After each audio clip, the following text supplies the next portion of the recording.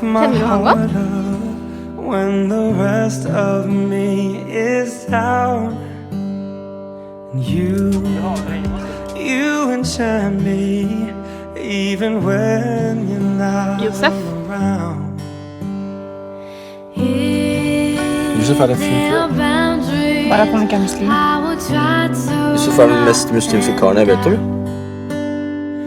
I'm latching on, babe. Now I know what I have found. I feel we're close enough.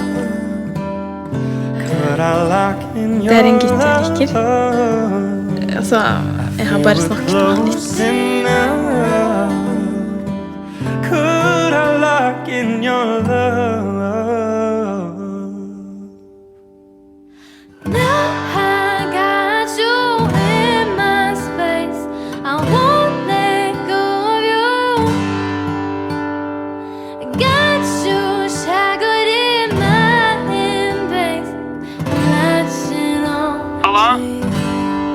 Hei!